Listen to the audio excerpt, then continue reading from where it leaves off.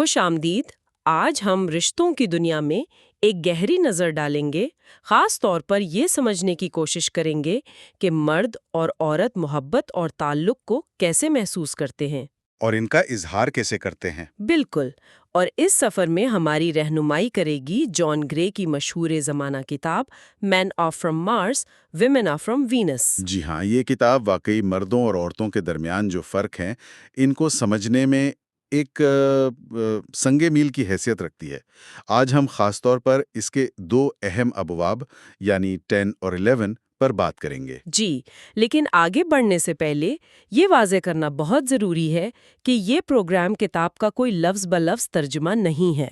ہاں، یہ ضروری ہے۔ ہمارا مقصد صرف ان دلچسپ تصورات کو آپ تک پہنچانا ہے، ایک معلوماتی گفتگو کے طور پر۔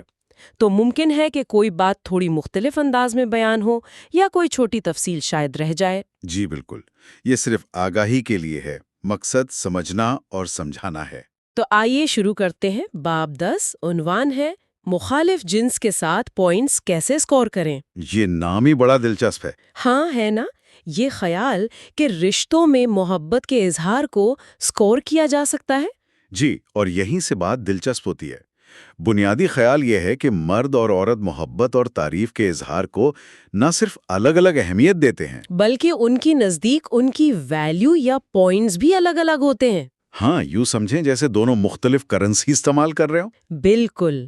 کتاب کے مطابق جو بنیادی فرق ہے نا، وہ یہ ہے کہ مرد حضرات اکثر یہ سمجھتے ہیں کہ بڑے کام جیسے کوئی مہنگا تحفہ خرید لیا یا چھٹیوں کا کوئی شاندار منصوبہ بنا لیا یا کوئی بڑا مسئلہ حل کر دیا، وہ سمجھتے ہیں ان کاموں کے پوائنٹ زیادہ ہوتے ہیں۔ اچھا، مطلب وہ اپنی کوشش کے سائز سے اس کی اہمیت کا اندازہ لگاتے ہیں۔ جی، دوسری طرف خواتین کے لیے محبت کا ہر چھوٹا بڑا عمل اہمیت رکھتا ہے۔ ہر عمل؟ ہاں، کتاب کہتی ہے کہ وہ ہر محبت بھرے کام کو، چاہے وہ کتنا ہی معمولی کیوں نہ لگے، اکثر برابر اہمیت دیتی ہیں، گویا ہر ایک کا ایک پوائنٹ ہو۔ تو ان کے لیے روزمرہ کے چھوٹے چھوٹے مسلسل کیے جانے والے کام زیادہ معنی رکھتے ہیں۔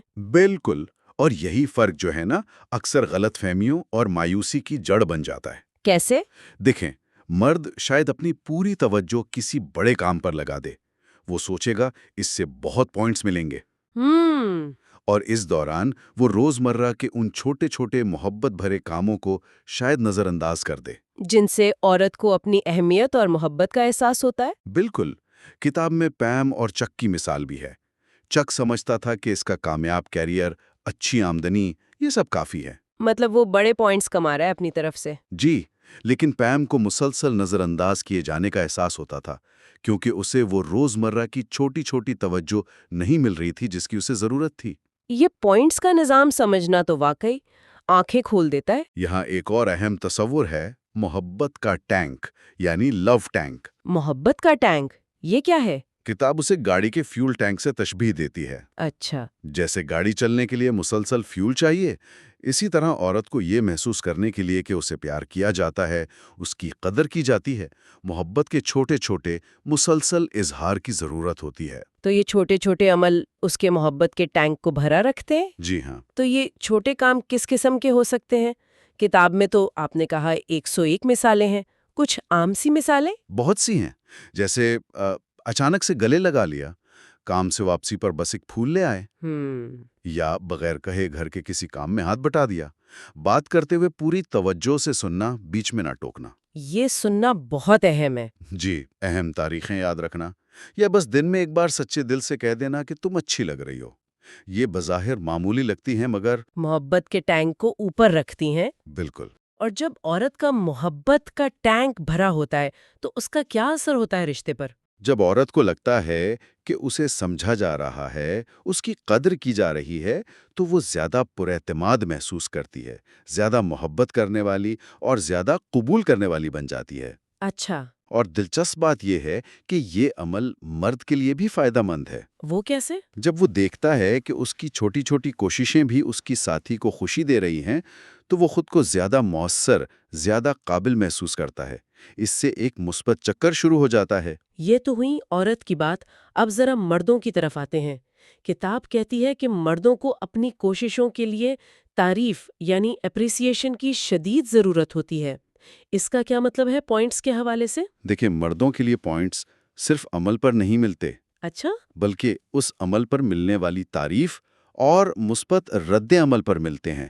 تعریف جو ہے نا، وہ ان کی ایک بنیادی جذباتی ضرورت پوری کرتی ہے یعنی اگر تعریف نہ ملے تو؟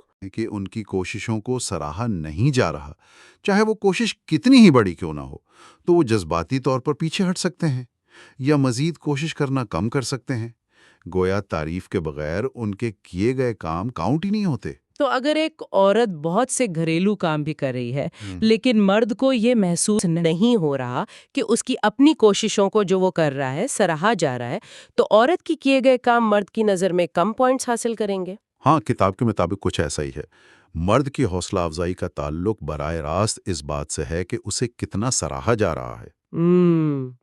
یہ سمجھنا عورتوں کے لیے ضروری ہے۔ جی، اور یہ بھی کہ مرد کا چھوٹی چھوٹی چیزیں بھول جانا یا ان پر توجہ نہ دینا اکثر محبت کی کمی نہیں ہوتی۔ تو پھر کیا ہوتا ہے؟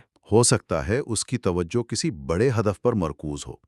اس پر ناراض ہونے کے بجائے عورتیں چھوٹی چیزوں کے لیے مثبت حوصلہ افزائی اور تعریف کے ذریعے مرد کو یہ سکھا سکتی ہیں کہ ان چیزوں کی بھی اہمیت ہے۔ جان گرے نے اپنی بیوی بونی کی مثال بھی دی ہے اس حوالے سے کہ کیسے وہ کام میں مصروفیت کی وجہ سے چھوٹی چیزوں کو نظر انداز کر رہے تھے۔ ہاں، اور بونی نے انہیں اس کا احساس دلایا، لیکن ایک تعمیری انداز میں، جس کا ذکر ہم آگے لو لیٹرز میں کریں گے۔ اچھا، تو اس تعریف اور احساس کے مسلسل اظہار نے جان کو چھوٹی چیزوں کی اہمیت سمجھنے میں مدد دی۔ بالکل۔ اب آتے ہیں ایک اور دلچسپ چیز پر، ناراضگی فلو یعنی ریزنٹمنٹ فلو۔ ناراضگی فلو یہ کیا ہے؟ یہ ایک دلچسپ تصور ہے۔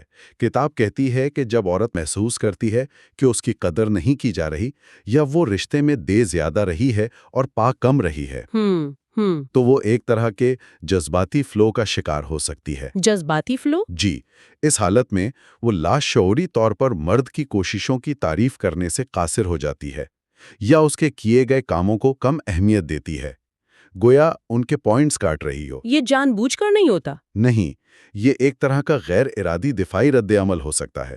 تو اس فلو کا علاج کیا ہے پھر؟ علاج ہے ہمدردی، تفہیم اور توازن۔ عورت کو یہ سمجھنے کی ضرورت ہے کہ شاید وہ خود بھی ضرورت سے زیادہ دینے کی عادی ہو گئی ہے۔ اچھا، اسے خود کو تھوڑا وقفہ دینا چاہیے، اپنی دیکھ بھال پر توجہ دینی چاہیے اور اپنے ساتھی کو مدد کرنے اور پوائنٹس کمانے کا موقع دینا چاہیے، تاکہ رشتے میں توازن بحال ہو سکے۔ جی کتاب میں یہ بھی ذکر ہے کہ عورتیں کب مردوں سے زیادہ پوائنٹس حاصل کرتی ہیں۔ ہاں، خاص طور پر ان لمحات میں جب مرد خود کو کمزور یا غیر محفوظ محسوس کر رہا ہو۔ جیسے کب؟ جیسے جب مرد کوئی غلطی کر بیٹھے یا راستہ بھول جائے یا معافی مانگے یا اپنی غار یعنی کچھ دیر کی تنہائی یا خاموشی کے بعد واپس آئے۔ اچھا، اس کی غار سے واپسی پر۔ جی، ان لمحات میں اگر عورت تانا زنی نہ کرے، میں نے کہا تھا نا، جیسے جملوں سے گریز کرے، اسے سزا دیے بغیر قبول کرے، آسانی سے معاف کر دے یا اپنے منفی احساسات کا اظہار الزام لگائے بغیر کرے، تو وہ بہت زیادہ پوائنٹس حاصل کرتی ہے، ذاتی طور پر زیادہ کمزور ہوتا ہے۔ عورت کی طرف سے ملنے والی سمجھداری، قبولیت اور حمایت اسے بہت زیادہ محفوظ محسوس کراتی ہے۔ صحیح۔ اور اس کی نظر میں عورت کی قدر بڑھ جاتی ہے۔ اس وقت دی گئی حمایت کا اثر بہت گہرا اور دیرپا ہوتا ہے۔ اور مردوں کے پینلٹی پوائنٹس کا بھی کچھ ذکر ہے؟ ہاں، کتاب کہتی ہے کہ جب مرد محسوس کرتے ہیں کہ ان کے ساتھ غلط ہوا ہے یا ان کی توہین ہوئی ہے، تو وہ عارضی طور پر پینلٹی پوائنٹس دے سکتے ہیں، یعنی منفی پوائنٹس۔ لیکن اچھی بات یہ ہے کہ جب انہیں دوبارہ حمایت اور تفہیم محسوس ہوتی ہے تو وہ یہ پوائنٹس واپس بھی لے لیتے ہیں۔ اچھا، تو یہ مستقل نہیں ہوتا؟ نہیں، اسے ایک عارضی جذباتی فلو سمجھا جا سکتا ہے۔ ٹھیک ہے، تو باب 10 کا خلاصہ یہ ہوا کہ مرد اور عورت محبت کے پیمانے الگ الگ رکھتے ہیں۔ ان فرق کو سمجھنا رشتوں میں غلط فہمیوں کو کم کر سکتا ہے۔ جی، اور تعاون کو بڑھا سکتا ہے، جہاں دونوں ساتھی ایک دوسرے کی ضروریات کو اس طریقے سے پورا کریں جو دوسرے کے لیے واقعی معنی رکھتا ہو۔ یہ پوائنٹس کا نظام سمجھنا تو بہت اہم ہے، لیکن رشتے صرف اچھے وقت کا نام تو نہیں۔ جب مشکل وقت آتا ہے، جب دل دکھتا ہے، جب غصہ آتا ہے، تب کیا کریں؟ بالکل، یہیں پر باب 11 کی حکمت عملی کام آتی ہے۔ یعنی محبت کے خط یا لو لیٹر کی ٹیکنیک؟ جی، یہ مشکل اور منفی احساسات کو ایک محفوظ اور تعمیری انداز میں بیان کرنے کا طریقہ ہے۔ مقصد الزام تراشی یا جھگڑا نہیں ہے۔ مقصد کیا ہے پھر؟ مقصد ہے اپنے سچے جذبات کو اس طرح پہنچانا کہ دوسرا انہیں سمجھ سکے اور تعلق بہتر ہو۔ یہ تکنیک خاص طور پر کب زیادہ مفید ہوتی ہے؟ یہ خاص طور پر تب بہت کارآمد ہے جب جذبات بہت شدید ہوں، یا جب آپ کو لگے کہ آپ کا ریاکشن موجودہ صورتحال سے کہیں زیادہ شدید ہے، اچھا، جو اس بات کی علامت ہو سکتا ہے کہ ماضی کا کوئی زخم تازہ ہو گیا ہے۔ تو یہ محبت کا خط لکھا کیسے جاتا ہے؟ اس کے کیا مراحل ہیں؟ کوئی خاص طریقہ ہے؟ جی، کتاب میں اس کے چند بنیادی مراحل بتائے گئے ہیں۔ پہلا، خط اپنے ساتھی کو اس طرح مخاطب کر کے لکھیں جیسے آپ جانتے ہیں کہ وہ آپ کو محبت اور ہمدردی سے سنے گا۔ اس سے لہجہ مثبت رہتا ہے؟ جی۔ دوسرا، اپنے احساسات کو ایک خاص ترتیب میں لکھیں: غصہ، اینگر، پھر اداسی، سیڈنس، پھر خوف، فیئر، پھر پچھتاوا یا معذرت، ریگریٹ، سوری۔ یہ ترتیب اہم ہے۔ ہاں، ان منفی جذبات کے مکمل اظہار کے بعد مثبت جذبات کی طرف آئیں، جیسے محبت، لو، تشکر، گریٹیٹیوڈ اور تعریف، اپریسیشن۔ اچھا، پہلے منفی پھر مثبت۔ تیسرا، ہر حصے کو واضح اور مختصر رکھیں، لمبی کہانیاں یا پیچیدہ دلائل نہیں، صرف اپنے احساسات بیان کریں۔ ٹھیک ہے۔ چوتھا، خط کو تب تک ختم نہ کریں جب تک آپ واقعی مثبت احساسات، خاص طور پر محبت تک نہ پہنچ جائیں۔ خط کا اختتام محبت پر ہونا ضروری ہے۔ اور پانچواں، آخر میں آپ پی ایس یعنی پوسٹ میں لکھ سکتے ہیں کہ آپ اپنے ساتھی سے کیا مخصوص مدد یا رد عمل چاہتے ہیں۔ یہ ترتیب غصہ، اداسی، خوف، پچھتاوا اور پھر محبت، اس کی کوئی خاص وجہ ہے؟ جی، اس کی ایک نفسیاتی منطق ہے۔ اکثر غصے کے نیچے اداسی چھپی ہوتی ہے، اداسی کے نیچے خوف، اور ان سب کو تسلیم کرنے کے بعد ہی ہم معذرت اور پھر محبت تک پہنچ پاتے ہیں۔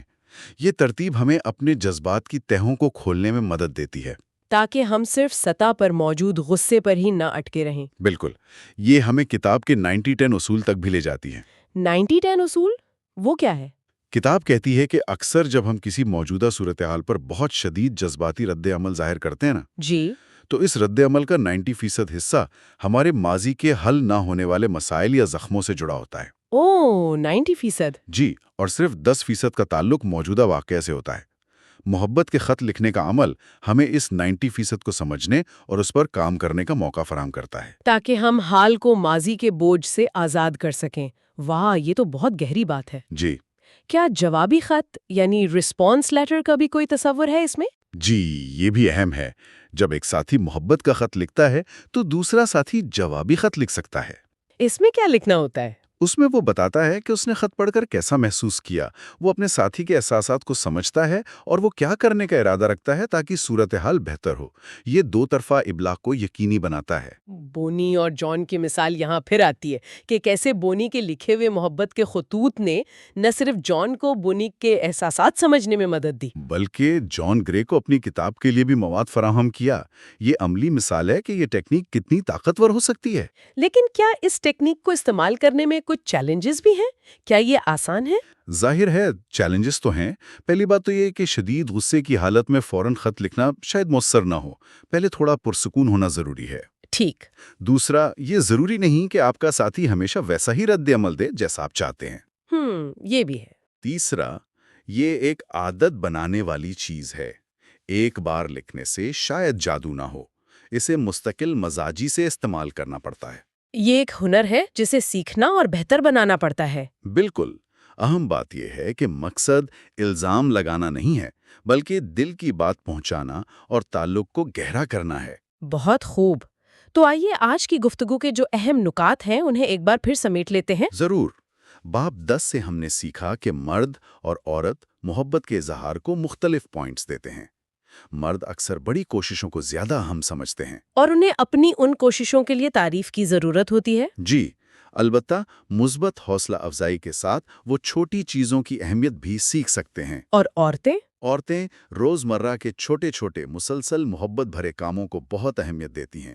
یہ ان کے محبت کے ٹینک کو بھرا رکھتے ہیں اور انہیں محفوظ اور محبوب محسوس کراتے ہیں، اور وہ ناراضگی فلو سے بچنے کے لیے توازن اور باہمی سمجھ بوجھ ضروری ہے۔ پھر باب 11 میں ہم نے محبت کے خط کی تکنیک دیکھی۔ ہاں، یہ مشکل اور منفی احساسات کو ایک منظم، محفوظ اور تعمیری انداز میں بیان کرنے کا ایک مؤثر طریقہ ہے، جو غصے اور تکلیف سے شروع ہو کر محبت اور تفہیم کی طرف جاتا ہے۔ اور ماضی کے جذباتی بوجھ کو سمجھنے میں بھی مددگار ہے۔ آج کی اس دلچسپ گفتگو کی روشنی میں ہم اپنے سامعین سے ایک سوال پوچھنا چاہیں گے۔ جی؟ آپ کے خیال میں آپ کی روزمرہ زندگی میں وہ کون سے چھوٹے چھوٹے کام یا اشارے ہیں جو رشتوں میں سب سے زیادہ اہمیت رکھتے ہیں اور جو محبت کے ٹینک کو بھرنے میں واقعی مدد دیتے ہیں؟ اپنے خیالات نیچے کمنٹس میں ضرور شیئر کیجیے گا۔ آخر میں یہ یاد رکھنا بہت ضروری ہے کہ ان فرق کو جاننے کا مقصد اپنے ساتھی کو بدلنا نہیں ہے۔ ہاں، یہ بہت اہم نکتہ ہے۔ مقصد یہ سیکھنا ہے کہ ہم محبت کا اظہار اس طریقے سے کیسے کریں جسے ہمارا ساتھی سمجھ سکے اور قبول کر سکے۔ یہ جاننا کہ آپ کا ساتھی محبت کو کیسے وصول کرتا ہے، آپ کو زیادہ مؤثر طریقے سے محبت دینے کے قابل بناتا ہے۔ اور وہ 90-10 والی بات بھی یاد رکھنے کی ہے۔ جی بالکل، کہ اکثر ہوائے شدید رد عمل ہمارے ماضی کی دین ہوتے ہیں، نہ کہ صرف موجودہ صورتحال کی۔ بہت خوب۔ تو آج کا یہ سیشن یہیں پر ختم ہوتا ہے۔ امید ہے آپ کو یہ گفتگو پسند آئی ہوگی۔ ہم جلد ہی ایک نئے موضوع کے ساتھ حاضر ہوں گے۔ اور اگر آپ کو ہماری یہ کاوش اچھی لگی تو براہ کرم اس ویڈیو کو لائک کریں اور ہمارے چینل کو سبسکرائب کریں۔ آپ کی حمایت ہمارے لیے بہت قیمتی ہے۔ سننے کا بہت شکریہ۔ شکریہ۔